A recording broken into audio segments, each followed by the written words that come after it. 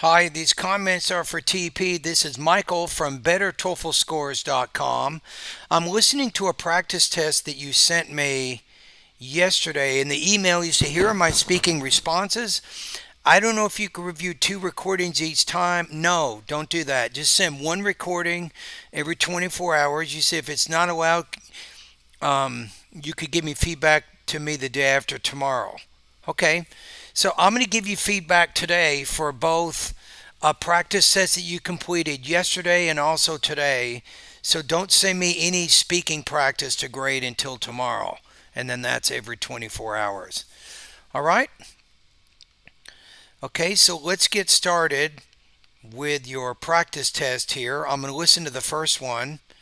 Dormancy means that the animal Okay, here we go. so basically, dormancy means that the animal takes measures to avoid exposure to the elements, and it So basically, what means what? Where is this information coming from? So you need some type of structure here that summarizes this. You might say something like the reading passage defines an academic concept called Jarvis, and then the excuse me, the speaker in the lecture gives an example to illustrate the point. So you need to frame the introduction first by acknowledging both sources. Then you can move to talking about the reading passage and then finally talk about the its lecture. bodily processes slows down. The professor uses an amazing example of a lungfish to No, it isn't amazing. You don't want to make this information more or less interesting. There should not be any bias. The professor gives an example, blah, blah, blah, so don't say amazing. When you summarize, you need to use a neutral tone, right? illustrate this concept. The lungfish lives in a shallow lake. During the summertime, the lake dries out, and the fish use dormancy to survive in this harsh environment. And the fish uses dormancy. Before the water dries out, the fish digs itself down in a hole at the bottom of the lake, and it covers itself with slime and mud so that it could protect itself from heat and keep itself moist. And the fish remains still underwater, that its breathing slows down as well as its heart. So even though the food supply isn't available, it's okay for the fish because it burns little energy during dormancy. It could stay safe without food for years and wait rain to return. Okay, so I think there's a few areas where you're having some problems with your language use. You couldn't quite fully explain what was going on in the lecture with the appropriate vocabulary and the grammar there. So I think that's a problem. You're having also a problem in your delivery with your pacing. You need to work on blending the words within those thought groups a little bit better. So I'm going to say that you have some fluidity of expression, though you have minor difficulties with pronunciation, intonation, or pacing. I'm going to say pacing. And then I think you can do a little bit better with the topic development. Just make sure when you explain information, you include those voice markers throughout your response so we know which information is coming from the reading passage and which information is coming from the lecture.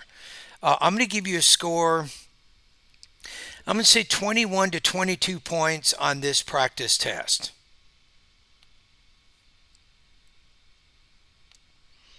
Okay, let's listen to your next practice test now.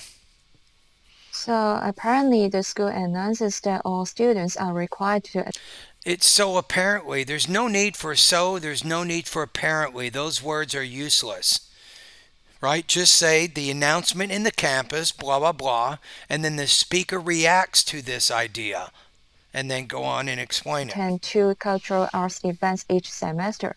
However, the man is skeptical of this idea. First of all, Let me go back to make sure you gave enough background on the announcement. so apparently the school announces that all students are required to attend two cultural arts events each semester. However, the man is skeptical of this idea. First of all, he thinks that this requirement would have opposite effect that students would be less likely to go to other events of their own view. Like when you force someone to do something, they may end up like the things less. When someone does something, they, no. when someone does something, then she or he will blah, blah, blah. So be careful of your pronoun agreement. In other words, the requirement only discourage attendance of other events. On top of that, the man mentions that students don't have time to write the short response papers Now that's killing you. That's pacing and sentence rhythm issues right there. Listen to that one more time. This, you have to correct this. Listen.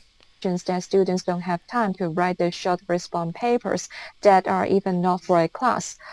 That are even, hi, my name is Michael. It is nice to meet you. No, you can't speak like that. That's the speech rater. It's not going to like that. So you have to be more fluid. So speech is intelligible.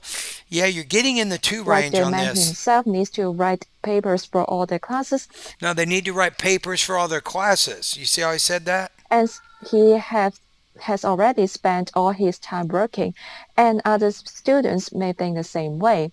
Therefore, the man just disagrees with the plan.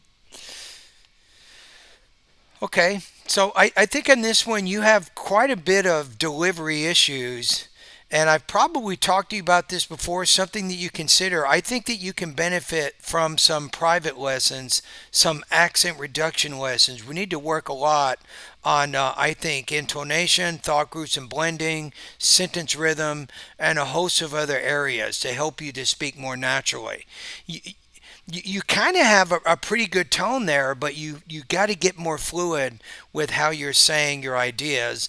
If you're interested, and I'm pretty busy, I have time for just 1 hour a week with you. That's all I can do. But if you're interested in having one private lesson per week, you can come by my office. We can talk about that in more detail. It might not even work. Maybe our schedules are not, it might not even work. But if you want to try, you can come by and talk.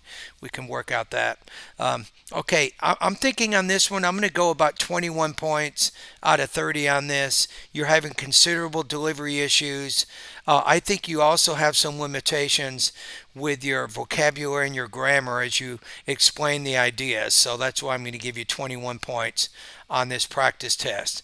So if you spend time at my website, right, make sure you're focusing a lot in the pronunciation part of my course, right? Make sure you took that pretest. I'm pretty sure you did.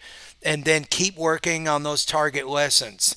And then once you finish the first pretest and the lessons from that, then do the second pretest. Then you can focus on the more advanced areas of your speaking and pronunciation.